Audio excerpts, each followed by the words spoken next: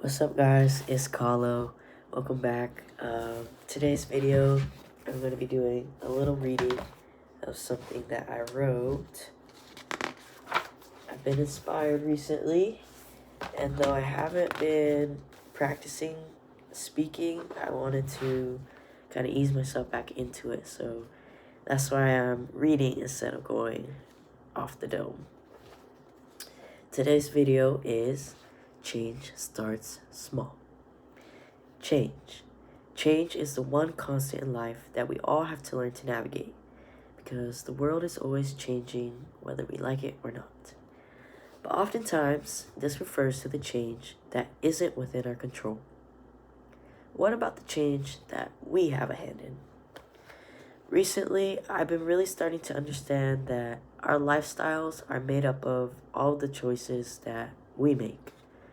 If you don't like the life you're living, change it.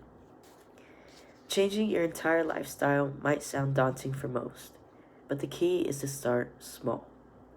Oftentimes, it seems like people will expect themselves to completely change their lives in a week, in a month, even overnight. But to expect yourself to commit to multiple new habits, routines, and schedules all at once is setting yourself up for failure. Then you feel defeated, you start to develop a fixed mindset and form a negative self-perception, such as you're not cut out for the life you want, that it's unattainable, that only certain types of people can have that life, but not you. That's not true, by the way. This cycle of failure and negative self-perception keeps you in the same place and convinces you that all change is out of your control. But that's not true. Change starts small. You need to have the same patience and grace for yourself that you would have if you were teaching someone something new. If you're trying to create a life for yourself that is new and unfamiliar, you need to remember that it takes time. The same way we don't expect babies to come out the womb being able to walk, talk, wipe their own butts after just a month, you can't expect that magnitude of growth and change from yourself so fast. At least not always. It's not impossible, but you can't always expect it. The same way you try to set that baby up for success by just starting with tummy time so they can strengthen their neck and core muscles, you need to do that for yourself.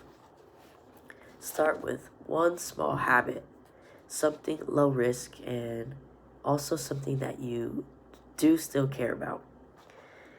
For example, putting things back where they go instead of down in a random place in your house. Then you have less of a mess over the course of the week, right?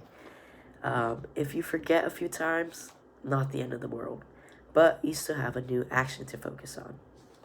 Over time, as you get better at that small thing, you'll gain the momentum and trust in yourself to add more changes to your life and more habits that you'd like to have. Part of being able to change old habits or develop new ones is having the will to change. Shout out Bell Hooks. I'm reading The Will to Change. Men, Masculinity, and Love.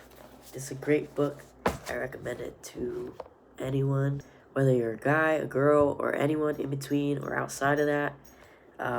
It has great insight, and it's not fully related to what I'm talking about today, but it is called The Will to Change, so I just had to shout that out. Anyway, one part of changing your life, like I said, is having the will to change.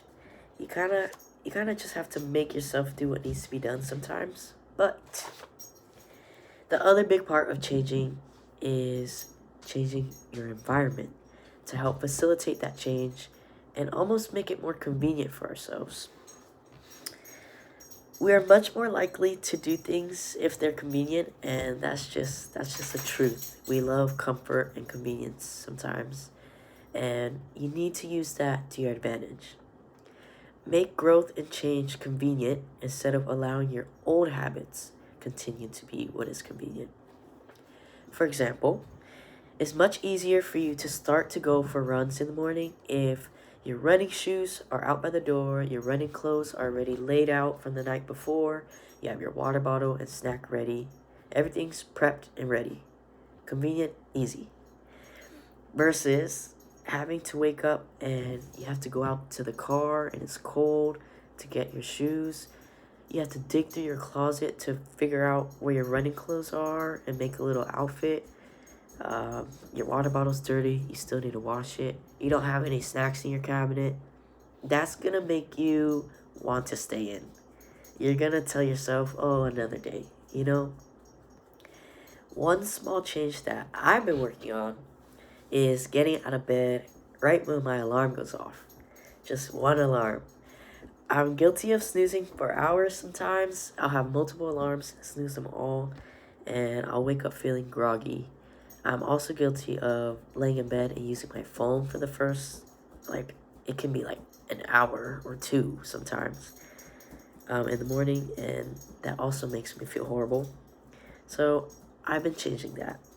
Now, at night, I leave my phone by the bathroom sink so that when my alarm goes off, I have to get out of bed, turn it off, and because I'm already there, the bathroom's right there, the toilet's right there, so I just sit on the toilet, use the bathroom, and then the shower's right there, so just turn on the water and hop right in, so boom, boom, boom. One alarm, I'm out of bed, I sat on the bathroom, I hopped in the shower. And I will say that another thing I have to do to make waking up easier for myself is making sure I get enough sleep.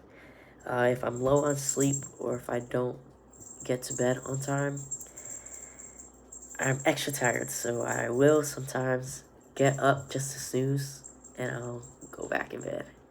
But so far, I've been doing good. And overall, it's been a positive change. So, anywho, the point is to start small and to do your best to manipulate your environment to make things easier on yourself. Minimizing any friction or resistance to change and finding ways to get that momentum going will create a snowball effect, and eventually you'll be able to commit to bigger and more meaningful change and goals. So that's what I have for you guys today.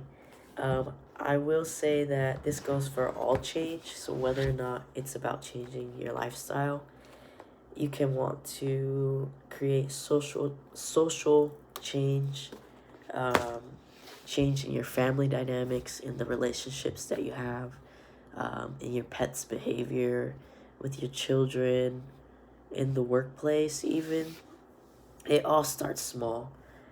Just pick one thing that's still important, but it's not, do or die. Low risk, like I said, and just commit to that. And over time, you'll be able to change more and more. And before you know it, there'll be a big enough change that you can really feel like, wow, I completely turned things around. I hope this video resonated with you guys and found you guys at a time where you needed to hear it. Keep taking care of yourselves. Keep showing yourselves that love that you deserve. And I'll see you guys next time. Peace. Have a great week.